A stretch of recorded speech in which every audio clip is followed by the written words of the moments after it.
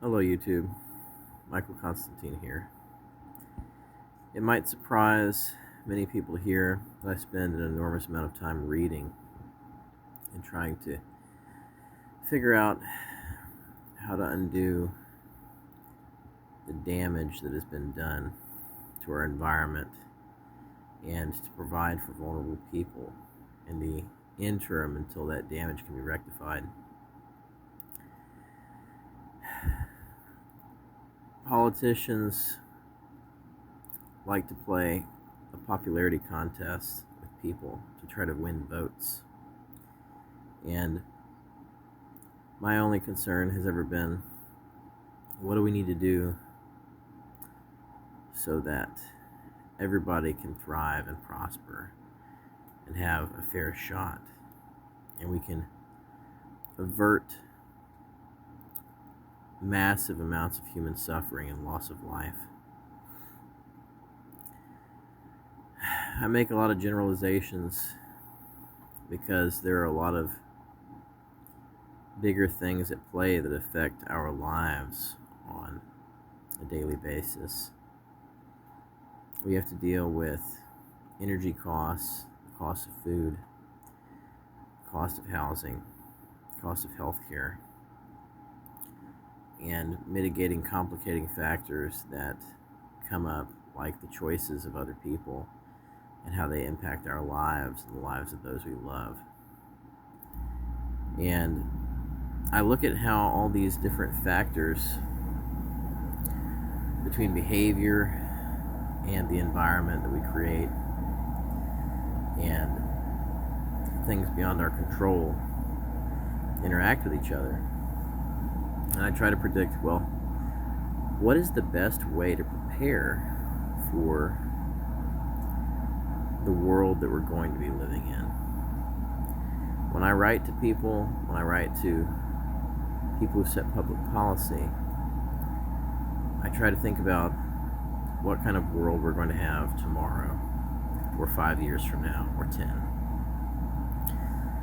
And I have a uniquely informed perspective. I pull on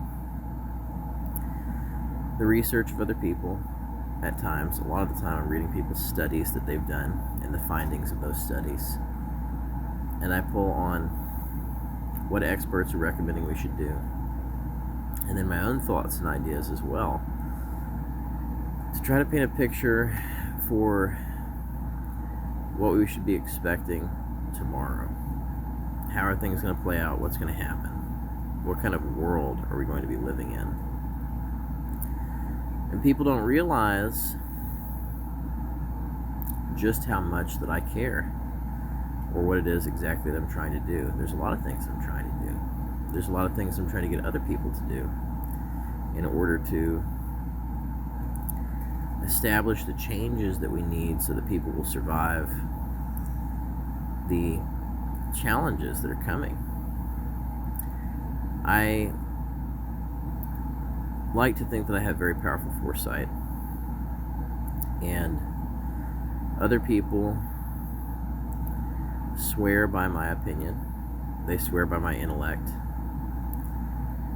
and I believe that we can make these changes that I seek. But one of the biggest challenges I've had while trying to advocate for change is sponsorship. I need sponsors. I need people that will read my work. They'll read about the advocacy work that I'm trying to do. They'll read my letters, and they'll read my books, like The Origins of Sunshine. And they will see my intentions and my heart. People don't take the time that they need to understand when you're trying to do something really great, or many great things. Well, what is this person trying to do? How is this going to impact my life? And is this a person that we can trust and depend on to continue to do the things that they're trying to do to make a difference for other people? The legacy that I leave, I won't benefit from it. I haven't benefited from any of the work that I've done so far to advocate for all sorts of reforms. There are people that I write to, specific individuals, and they listen. I watch to see, well, is this person doing anything with what I shared with them? And they do. And the impacts are enormous sometimes. The problem is, once again, that I had specific objectives that I wanted to accomplish, but I have not been able to get sponsorship. People are taking credit for ideas that I've written in about, innovations that I suggested, and things like that. And I don't know how to benefit so that I can help people more directly. That's the word. Helping people more directly. That's what I wanted to do. And just get a small amount of profit so that I can cover cost of living and operating expenses to continue to do the advocacy work that I do. I advocate for all sorts of things, from renewable energy technology to social welfare reforms to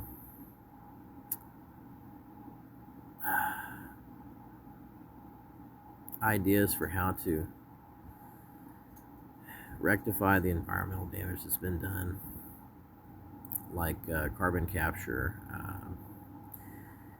deep ocean energy collection, geothermal energy collection. These different technologies that are involved in switching over to green energy all come back to trying to have a healthier environment and trying to make it so that we're not scorching hot in the summer and burning up, having severe droughts that affect food supply, water supply. It's about making a better world going forward than the world that we're living in right now, where we have children that are dying of hunger in certain parts of the world. There's famine. People's farms are dying because they don't have any groundwater left. There's a lot of different things that are happening. And it may seem like I'm all over the place, but I have ADD. And all these topics that I discuss interrelate to the welfare of human beings and other animal life and plant life that's on this earth.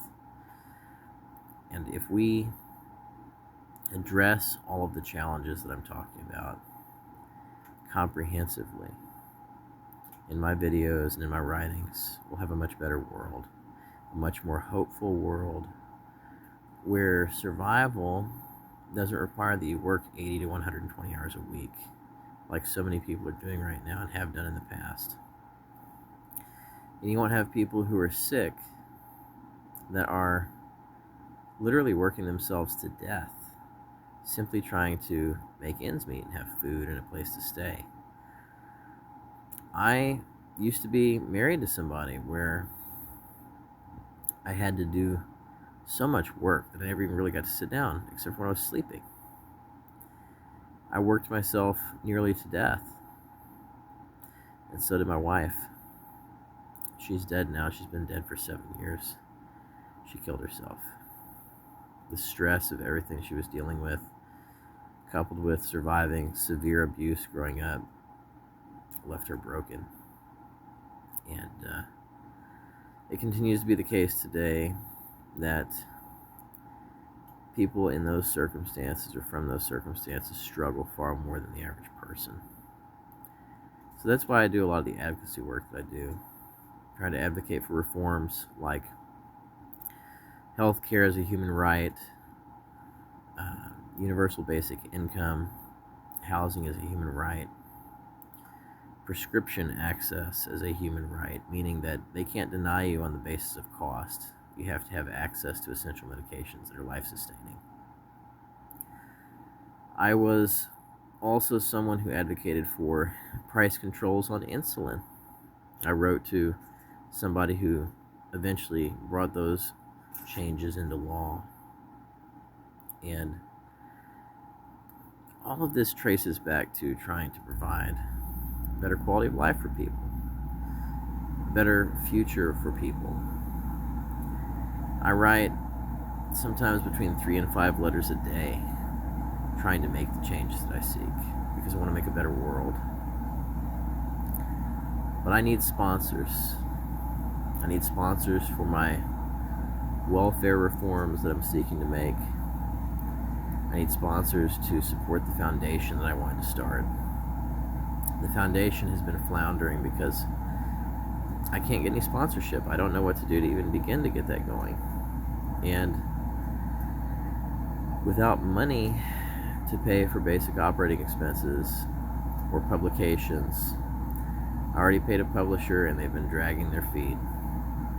We're about to get our first book, The Origins of Sunshine, in hard copy sometime hopefully in the next 6 months to a year. But it all circles back to trying to make a better world for future children, for future generations. But I can't do it without your support. I don't want other people to end up like this, having scars on their forehead. I am a different type of person. I like to think that future generations will be more like me, because I think that if there were more people that were like me with deep empathy that try to help other people, that we wouldn't be living in a world that's constantly falling apart, where people are getting hurt and dying. We wouldn't be dealing with a time where there's rampant war going on. There's large-scale destruction of the population, and everywhere you look, it's just disasters everywhere. People should be working at a frenetic but sustainable pace to try to rectify these situations. They should be doing everything in their power to advocate for the changes that we need to avert these calamities that we're heading towards as a race, as a human race. And I might sound eccentric to some people, but I like to think I'm very forward-thinking. I'm trying to make a difference. I'm trying to make